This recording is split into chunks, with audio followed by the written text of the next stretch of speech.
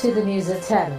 The governor of Ekiti State, Mr. Ayodele Fayose, says he's ready to deliver more dividends of democracy to the people of the state in the face of the economic recession. Governor Fayose's renewed promise comes as he marks the third anniversary of his administration in Ekiti, the state capital. He reaffirmed that the election that brought him to office as governor was free and fair.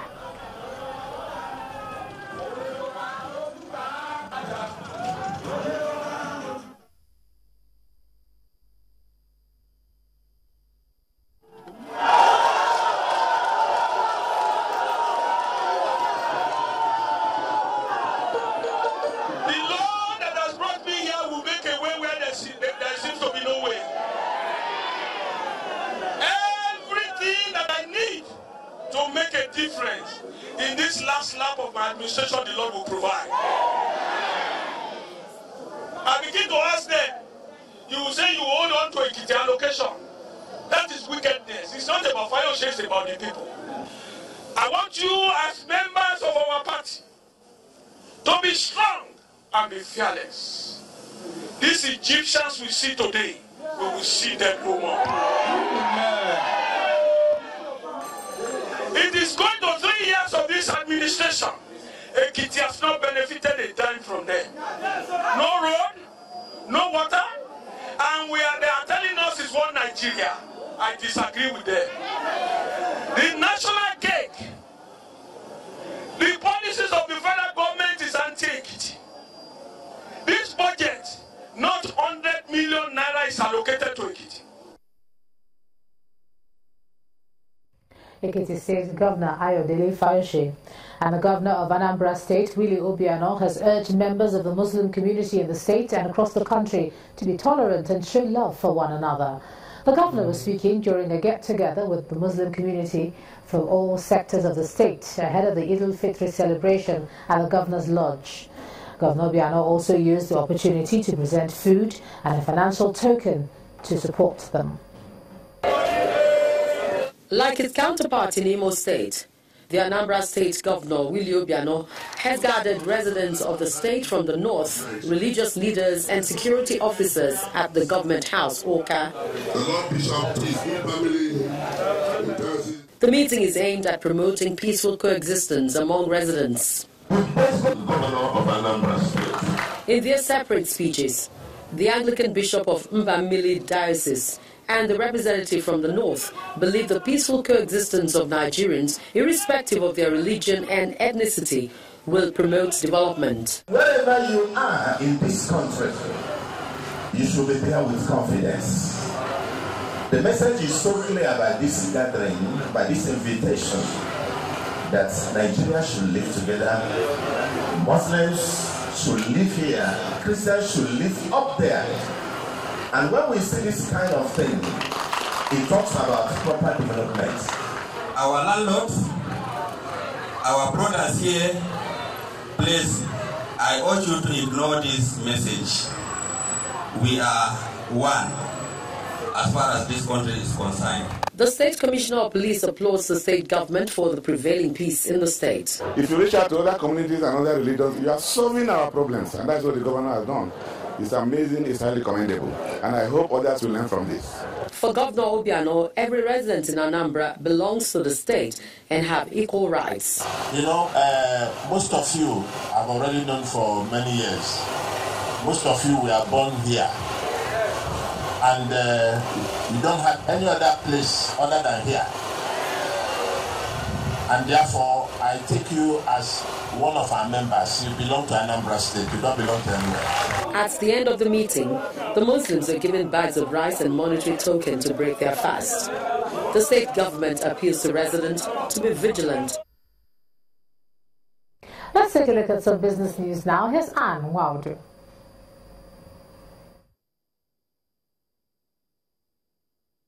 You first. First Bank.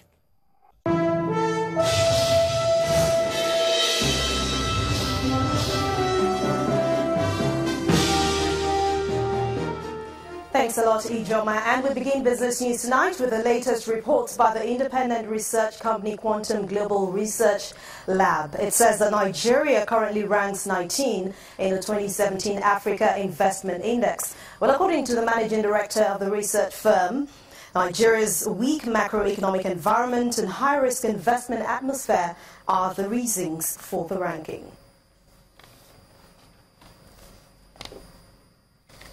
The domestic equities market recorded its biggest loss since June 2016, following profit-taking, particularly from the industrial goods sector. Let's now join Chimeze Obiwagu for the details.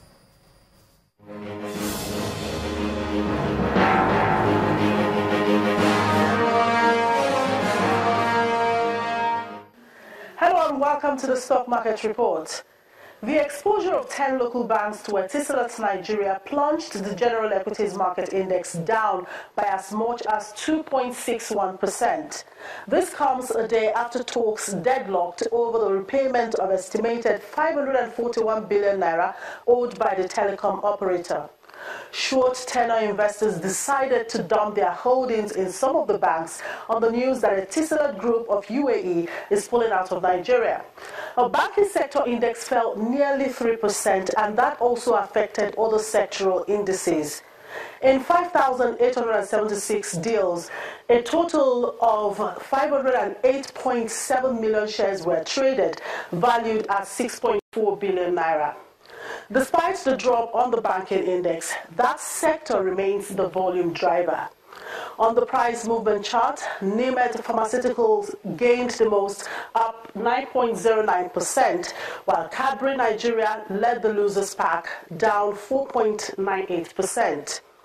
Market analysts expect to see further sell-offs in tomorrow's trading session, but traders are only hopeful for a better Thursday.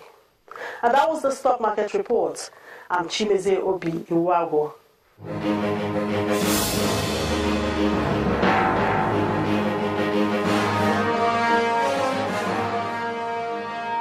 Thanks a lot, Chimeze. U.S. stocks opened mixed, with the Nasdaq leading the way as tech stocks outperformed the broader market. VOA Channel's television business correspondent Jill Malandrino has the details from the Nasdaq market site in New York.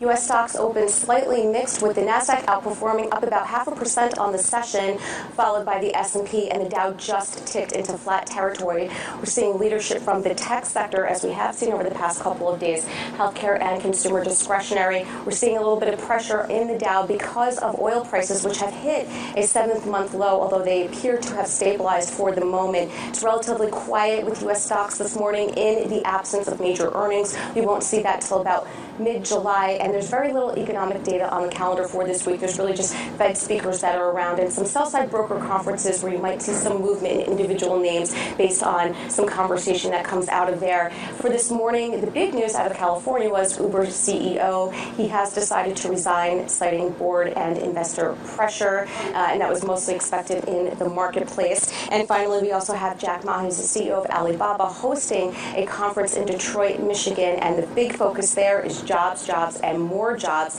and how machine intelligence is really impacting workers around the world. So we'll be curious to see what conversation comes out of that. But other than that, relatively quiet day in the U.S. We don't have much going on in terms of data or earnings for this week. The next thing traders will be looking at in terms of a surge of volume with U.S. equities is on Friday, June 23rd, when we get the annual Russell reconstitution. That only happens once a year, so you see that big surge of volume. You can see that 5, 6, 7 times at the close of trading. So that's really what we're looking forward to for the rest of the week. From the Nasdaq market site in New York, I'm Jill Malandrino. This is VOA Channel's Business News. Lower prices, oil prices are still having a negative grip on most of the leading global stock markets. Let's see how they closed today.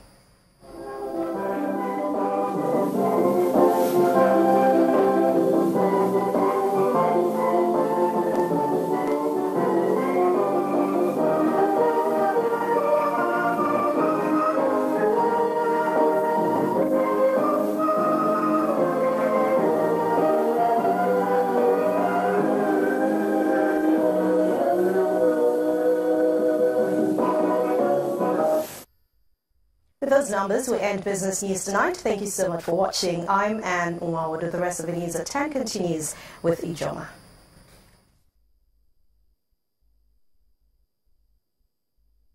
You first. First Bank.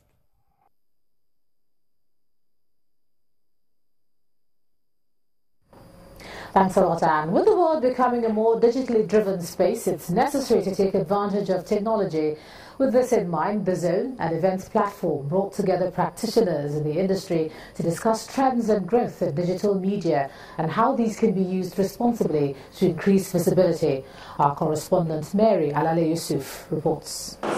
For good or bad, digital media is fast, widespread and growing, having significant impact on decision-making and subsequent actions taken. Hence the tag of the maiden Zone Media Conference, thriving in an era of digital disruption. Channels Television's Assistant General Manager Operations, Mr. Kingsley Uranta, believes that though the media are a mirror of society, in Nigeria it has been proved that they can rise above the mundane, but challenges remain for practitioners to surmount. There are smartphone cameras that can now shoot video in digital resolution, great resolutions. And whatever is being recorded can be broadcast immediately for close to 2 billion people to see simultaneously. We need to crank up our content and make the original excellent and relevant. We would have somehow managed to cope if the disruption had been exclusively digital. But sadly, we suffered other forms of disruption to our values, morals, and national orientation. We allowed the West to dominate and inundate our cultural and educational space. Attendees are exposed to their responsibilities as speakers talk about trends, challenges, regulations, and ethics. Everybody says that video is the future, but things are even going a step further with live streaming. Apple cannot regulate news. Let the Nigerian Press Council handle that. It's not enough to regulate the material. What about the man that developed the material? What about that person? Is he a professional? The managing director of the Zone is determined to see digital technology put to better use in the country. We need to focus more on what can help, especially our youth, what can build them in terms of moral. The information that we're getting, are they information that can build the moral minds of upcoming youth, or are they information that is breeding a kind of youth that believe that I can become a millionaire tomorrow without having working hard? There is so much to be tapped from technology, but while media practitioners are encouraged to embrace the digital space, speakers at this conference urge that they stay true to best practices and promote more indigenous content to enhance the Nigerian economy. Mary Alale Yusuf, Channels Television News. Education has been described as the backbone of any development. Well, that's according to the Political Economic Section Chief of the United States Consulate General, Thomas Hines, and his colleague, Mary Dedevko, during their tour of some education institutions in Bayelsa State. During the visit, the Bayelsa State Governor, Seriake Dixon, says his main reason for investing in education is to promote holistic development of children and youths in the state. This government will declare the state of emergency in education as the single most important challenge facing us on our way to development. You can't achieve any meaningful development of any kind without investing in human capacity. At this stage, this government knows that. That's why we declare the emergency in that critical sector. So far, we've spent over 55 billion naira in these 5 years, and still counting. Building educational infrastructure. I'm not talking of recurrent expenditures of salaries and so on. Educational infrastructure. Incredible investment. It's not in a major city. I think that's very indicative of a great purpose, a great strategy. And we're talking with the principal, learning how these are the very best from the public schools. These are not the elite. These are not the private students. Families can afford to send them to a private school. So this investment is incredibly impressive. Still ahead on the news at 10, the Nigeria Football Federation pays tribute to former Super Eagles assistant coach Kelechi Emefiele. That's coming up on Sports. Please join us.